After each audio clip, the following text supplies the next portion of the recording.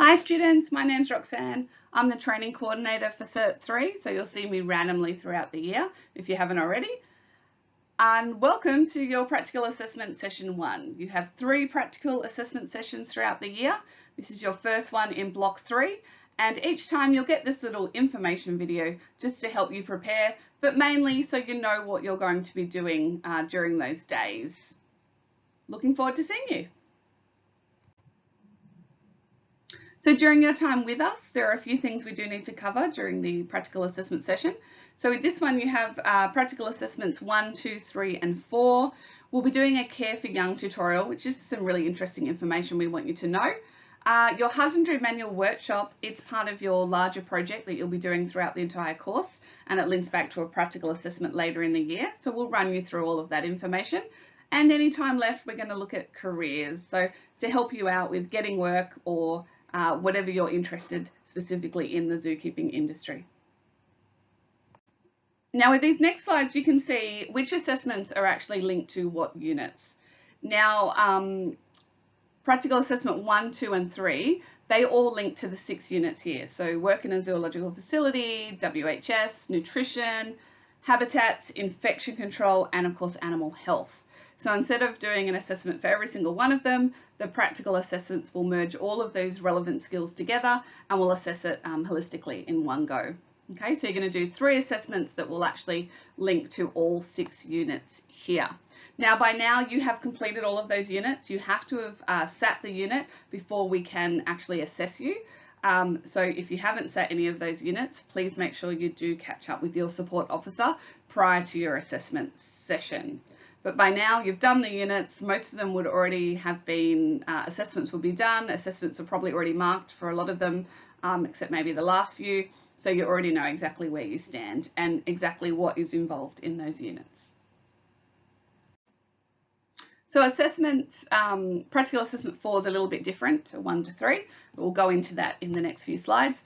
But assessment 4 will cover your work within a zoo facility, contribute to WHS, and infection control. So again, we do all of these units in the one assessment. And again, you've already done all these units, so you know exactly the information we're going to be covering. So now the important information, what will you actually be doing during your practical assessments? So to put it quite simply, practical assessment 1, 2, and 3 are basically the same. Practical assessment 1 is the largest. We actually drop a few things, so assess a few less things in 2, and again, drop a few things for 3.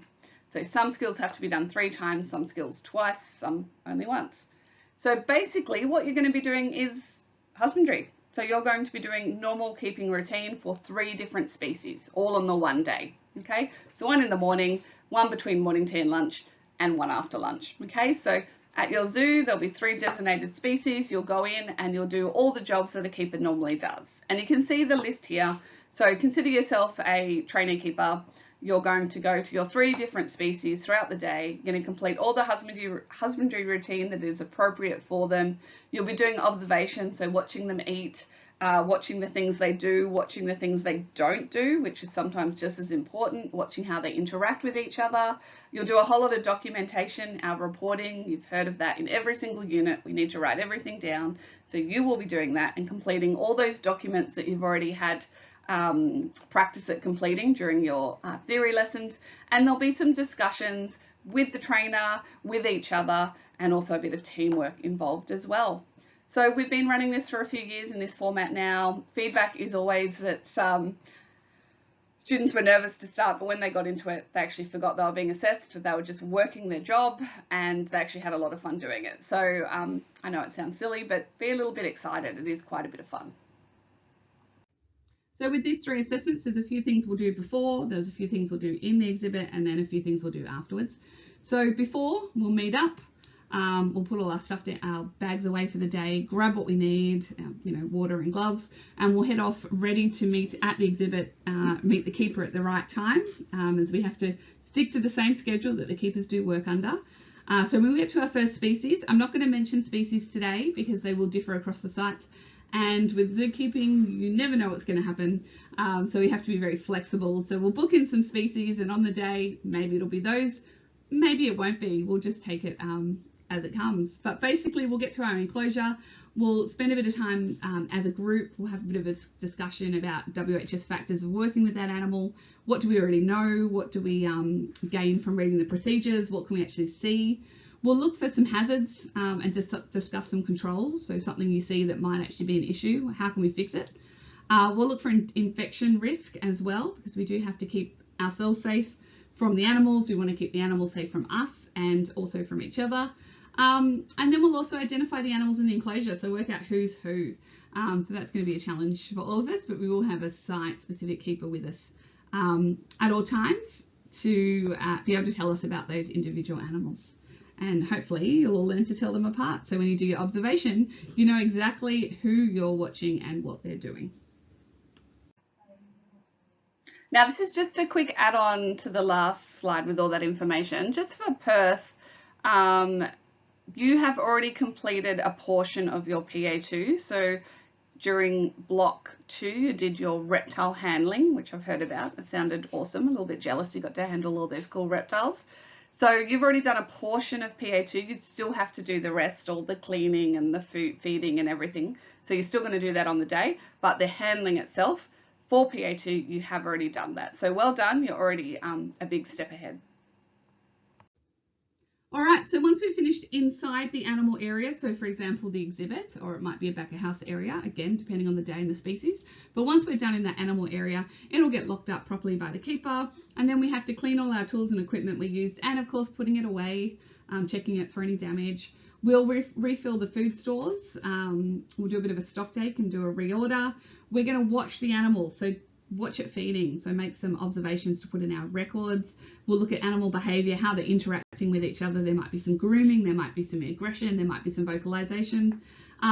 We'll look at the diet. So what was the diet we fed out, and what can we do to make it more improved? So we'll come up with some ideas, and we'll have to, come up with reasons for improving the diet. It might be because you have a better enrichment idea. It might be because something's changed in the exhibit or the availability of a food item. It might be because an animal's growing up, and so you have to increase the food. Whatever the reason, we're going to look at a diet and improve it. And then we'll do a workplace inspection. So you might remember one of those from WHS unit, where we have a little template. We look at everything in our environment, and we deem whether it needs to be improved or whether it's safe and how we would do that. Okay, so everyone will complete a workplace inspection for that area. That one you only have to do one, just in practical assessment 1. Now don't freak out, you don't have to remember everything I've just told you, because when you go into Accelerate, for each of practical assessment 1, 2 and 3, it'll tell you exactly what you need to submit and what questions you need to answer. So do not worry about that. Some of the paperwork you will be filling out, and all of these things you would have seen in a different unit. So the hazard report form you would have seen in WHS, the submission form. Now, yes, get excited. Everyone is going to collect a fecal sample for submission to the veterinary department. So everyone will come home with their little, no, you're not going to take them home for biosecurity reasons, but you will all have a little pot of poo by the end of the day, and you will complete that form. So you would have looked at them in health. You'll do a works requisition form, which you'll have a look in animal habitats. So you're actually going to have a look at something you want to improve in the exhibit, and you'll complete that form. You'll do a treatment sheet for any medical treatment. So it might be a nutritional supplement, or it might be that the animal is on an antibiotic for something. So we will make up that treatment, and you will complete the treatment sheet. You will do a food order form, which of course you would have seen in nutrition. So you'll do a stock take of what's there and work out what you need to order.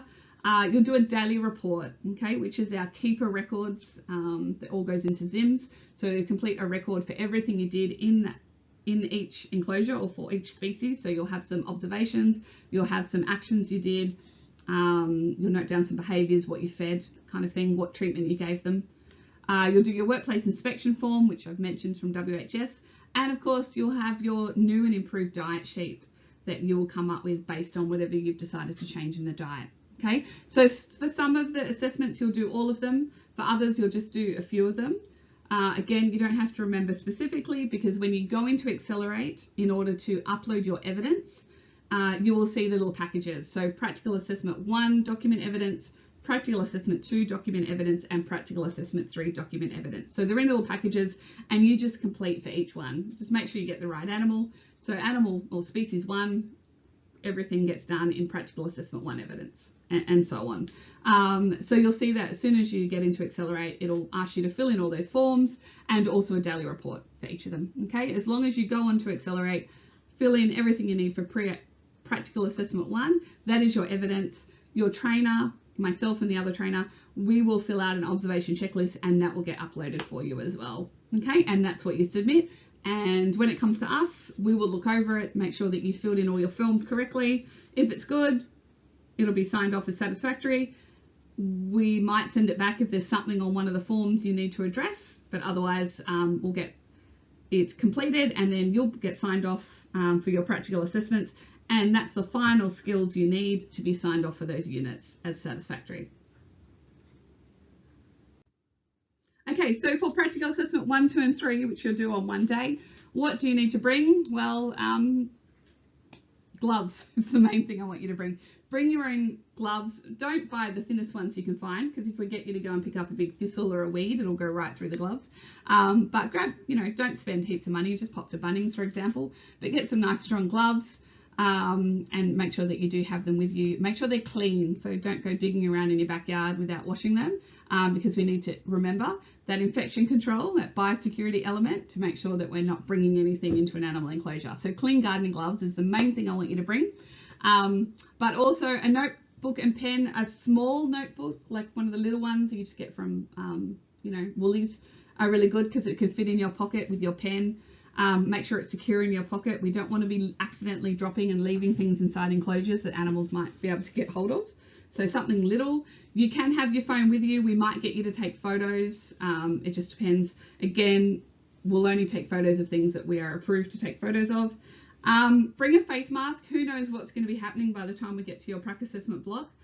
Fingers crossed COVID's not back in full force and we get to go ahead, but just have a face mask in case we are spending time in a small, a more confined area with the group of us. So just have one with you, and then just with your mindset, be willing to participate.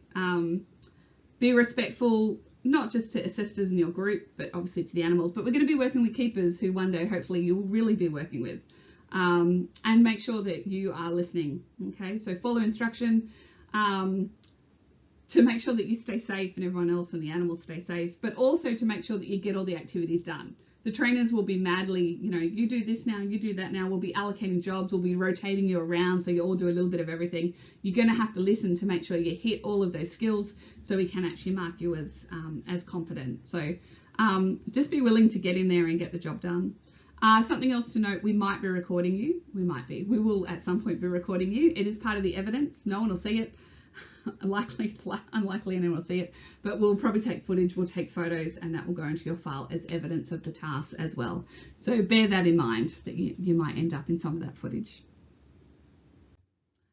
What to wear, really basic, just wear your TTR uniform. So your student shirt, don't wear anything too bright, but just your neutral colours, pants or shorts. Make sure you wear appropriate work shoes, so wear your work boots. Make sure they're clean work boots.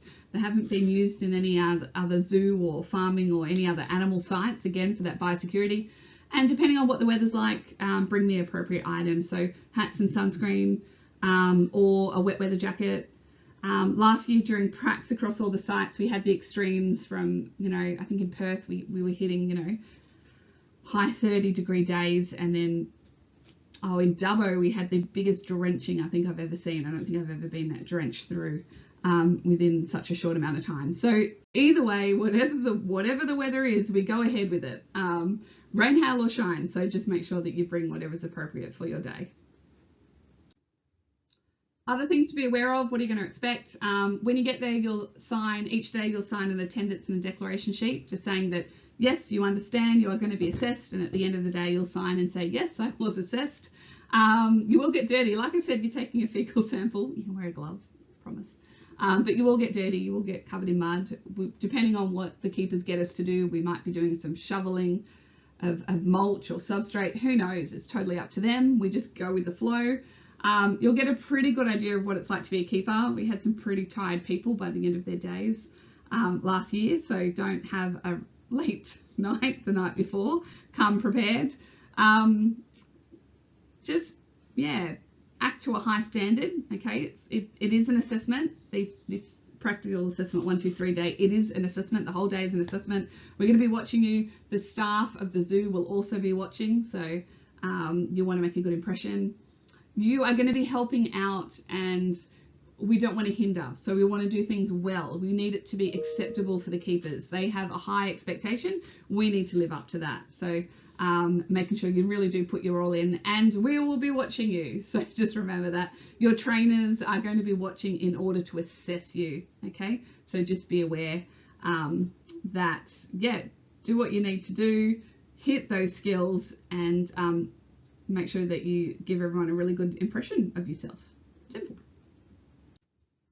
It's a zoo, so there are policies and procedures in play. You'll be used to that with all of your units by now. So site protocols and requirements, and they will differ a little bit depending on what site you are being assessed at. So we will be going in areas that the public don't go to, so back of house or behind the scenes areas. So making sure that you are listening to your assessors and to the keepers at all times. Again, we want to keep you safe.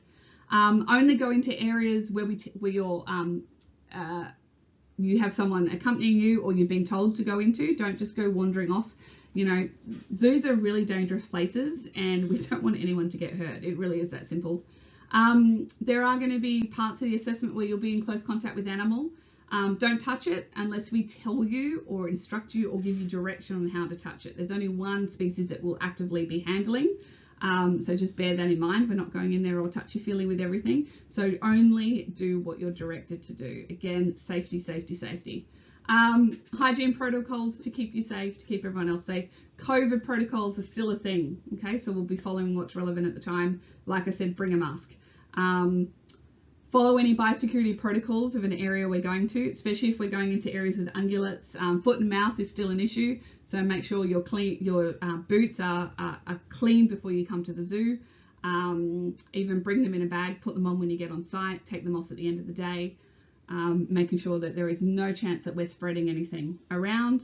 And of course, being aware of those photos and videos will be taken as evidence. Okay, moving on now to your practical assessment 4. This is going to be a little bit different. It's a simulated activity. So a few things will be done. You'll have a different trainer to take you through this, but you'll have a trainer with you the whole time. So you're going to be doing 2 risk assessments for 2 of the species that you'll do during your prac assessment 1, 2, 3. It's actually prac assessment species 1 and prac assessment 3, but don't worry about it. It'll all be, that info will be given to you on the day. You don't need to remember it. So you'll fill out a risk assessment, which you might remember from WHS. You will also do a simulated emergency drill scenario. So your trainer will give you a scenario. The lions have escaped. There's a fire in the snake house. The lemur's sitting on someone. I don't know. They'll give you a scenario. You will get the documentation for your zoo that you're at, and then you will be given a random role. We're not going to let you pick them. Some will be harder than others, like if you're an emergency coordinator or a senior keeper. You'll be given a random role. You will have time to have a look at what that means. What kind of job do you need to do? You can talk through it with your group, come up with a plan, and then we're going to assess you on it. So you're actually going to simulate the drill, which is exactly what we do as keepers. This is no different to how we really do it. We pretend it's happening. We go through the motions. We talk on the radio. And we come to a conclusion. Hopefully everyone's safe, and hopefully the animal's back in the enclosure. That didn't happen every time last year. Unfortunately, we did have a few animals that didn't make it. I think we actually had a person at one site that didn't make it, which is not ideal.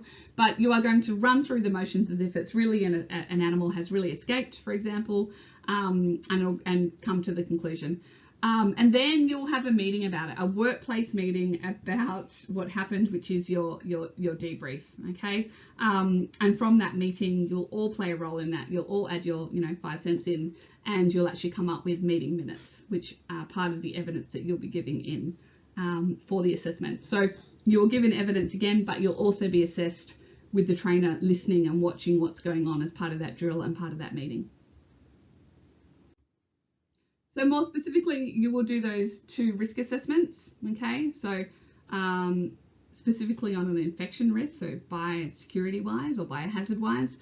So for species 1 and for species 3, of course, by then we'll tell you what the species are. You'll have a bit of time to have a look at and talk as a group about what infection risks there may be. What can you catch? How might that happen? And then what can you do to improve it? And you'll fill out 2 risk assessments, which you'll remember from the WHS unit. And then you'll go on to do your emergency drill simulation. So you'll be given a event that's happened. You'll be given a role. You'll then play an active role based on the role you've been given. You'll follow the emergency protocols that are specific to that site that you're at. And you need to show an awareness of your role and your responsibilities during that simulation. And then after that drill's done, as part of your debriefing, you're going to have your WHS meeting. Okay, so this is your agenda. Again, we'll give it to you on the day. You don't have to remember it from now. But just so you know what's happening, you'll talk about specifically what each of your roles were. So, what happened? What did you do? You will have the debrief. What happened? What were the success or failures in either communication or action? So what could you have done better?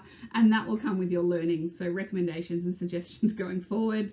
And then you'll come up with a plan for your next emergency drill as well. So everyone will get involved in this, and everyone will take meeting minutes in order to submit as part of your evidence. And again, during this meeting, you're being observed again the whole time. And the trainer will be doing an observation checklist, which will get uploaded for you as well. So the evidence you'll be submitting for practical assessment 4, you'll have your risk assessment for one species, you'll have your risk assessment for the other species, you'll have your written meeting minutes, and all of these are packaged together in practical assessment 4 document evidence, which you can download off Accelerate, complete it, and then upload it into the right assessment. Okay, really easy. And then if you get all of that right, correct, and your observation checklist is completed by your trainer and signed off, then it means that you're going to be satisfactory for the units that this relates to. So WHS, work in a zoo facility, and compliant infection control. Now, on one of the days in the afternoon, you actually, after your practice assessment 4, it's on the same day, you're going to be getting a little tutorial on care for young animals. So this is not assessable. There are no assessments involved in this. This is purely because it's an area of the industry that we don't do at every zoo all the time. We don't do it often. You may not always get to be involved in it, but we still think that it is quite an important skill for people to have. So we would like you to learn it anyway. But it is more for fun. So it's interesting. Your trainer will take you through the topics you can see there, suitable environments, parent reared, the great debate to save or not to save. Maybe you guys will have a little bit of discussion on that. How we hand rear different animals, mammals, birds, reptiles, how we record the information, weaning and release, and of course the WHS involved. So no assessments. There is a workshop guide, so you have a whole lot of a package of information you can take home with you. As well as what you actually learn in the face-to-face session with your trainer. So it is an interesting one. If you're into any kind of wildlife release or any of the wildlife care groups, maybe you already do a bit of hand raising, if a possum or something comes in, it'll be super interesting. Or you might find it that interesting that you go and get involved with some of those groups outside of the zoo. Either way, it's a great skill, and even though it's not one of our core units at the moment, we're not actually teaching it as a unit. It is a unit, but we're not teaching it as part of our packaging at this point in time. We still want you to know about it, so that's why we're going to give you a couple of hours learning about it during our assessment week, and we hope you enjoy it. So for this assessment day, where you have your practical assessment 4 in the morning and you have your care for young tutorial in the afternoon, again, just be willing to participate, get involved, bring your laptop because you can actually view some of it on your laptop. You can even complete some of your assessments as you go directly. Notepad and pen is always good to make some notes, and again, bring a face mask because we just don't know, so bring one anyway. All right, then on your third day, you have a few more things to go through. And the biggest chunk of the day is going to be looking at husbandry manuals. So you're going to have a seminar or a workshop on how to write a husbandry manual. So we'll give you a bit of a lesson. The trainer will give you a lesson on this. And then that will lead you into your project, which is part of your assessment for this unit. everyone is going to be given an animal, or possibly you've already been given an animal, depending on what site you're at. So you'll have your animal, and that's what you're going to complete your assessment on. Okay, it links back to a practical assessment you'll do in the last block, where you'll do a little presentation, and you'll also, at the end of it, produce an actual husbandry manual. So that husbandry manual, we want it to be pretty good, okay, because we're going to be sharing it with the zoo you're at. So it is one of the ways that we can actually give back and say, hey, we've done all this, work at your zoo during the year. We've had the benefit of being in the grounds. We've had keepers come and talk to us. We've had guest speakers. We've got to do behind the scenes. And here's something that we have produced that hopefully you can actually use on section as well. So we do want them to be good because, again, it's going back to the zoo, who at some point you may actually be in paid employment with. So we want you to put a bit of effort into them. But of course, during this first session, we'll tell you all about husbandry manuals. There is a workshop guide you can download. So the session itself is not accessible. There's no assessment linked to this session. It's just that practical assessment outcome, which is your actual manual that you'll produce, and you'll do a talk about it. Okay, so online you've got a workshop guide with all the information about how you write a husbandry manual, and you've also got the template that you will be using to write your manual for the animal that you've been allocated. Okay, so you get a lot more information during the session. This is the first session. You'll get a second session later on in the year as well, or a check-in with a trainer to help you out with any information you still haven't found or any questions you have. So that's later, but for now, we'll just get you started with what is a manual and what you need to do. And then to finish off that third day, we also want to have a little bit of a career seminar. Some of you are already working in the zoo, some of you want to work in the zoo, some of you want to work in other animal industries. But either way, we thought it'd be good to give you a bit of a background on what that all means. So we've got some information on what are the kind of careers you have in a zoo environment. We will see on the day if we can get some information from the HR department at your site. We'll try and get a keeper to come and talk to you, because keepers have really different stories when it comes to how they got their job. Your trainers can also tell you about, they're all very different with how they've got their job. Same with me. So we'll give you how, we ended up being keepers. And it might give you some ideas, and it might sort of put you in a different direction. And then if we have time, we'll do a bit of resume writing skills, and also some interview skills if we have time. We'll just see how we go. If we don't have time, we'll give it to you later in another session. But because you will have a few, hopefully someone coming to talk to you, make sure if you have any questions about the industry, bring them with you. So any of those hard-hitting questions you've always wanted to know about getting a job in the zoo, or different types of jobs in the zoo, make sure you do bring those questions with you. Again, this is just for interest information. We think it's good for you to know. There are no assessments attached to this. It is purely just of benefit and interest. So for that third day, again, be willing, bring your laptop, notepad and pen, and of course that face mask. So same. So those last 2 days I mentioned are actually in the classroom. So we've sort of got the 3 days. You may not do them, everyone will do them in different order, so bear that in mind, but we'll give you a schedule to follow. Okay, Perth, you're kicking off on Monday the 26th of May, and we'll have you through to the 30th on the Friday. You can see here you've been divided into 4 groups, so 4 small groups, just small group each day. You're in a group. If you're not, let myself or Emma know. We did have to have even groups, so we have had to move people to ensure that happens. If you're on assessments 1, which is PA 1, 2 and 3, you do need to be there at 7. So we are starting earlier than the rest of the program for the other days of the week. If you do end up coming late on the day you're meant to be there at 7, you are going to miss the first hour and you won't actually succeed. You will have missed too much. So please be really careful that you're coming at the correct time on the correct day. Out of the 5 days of the week, everyone will be attending 4 days. Okay, so you get 1 day off to recuperate, and you can also get your assessments in on that day. But everyone does have to come 4 out of the 5 days. And make sure you're on the correct day doing the correct task. So assessments on 2 of the days, workshop on 1 of the days, and the normal unit communicate effectively on the final day.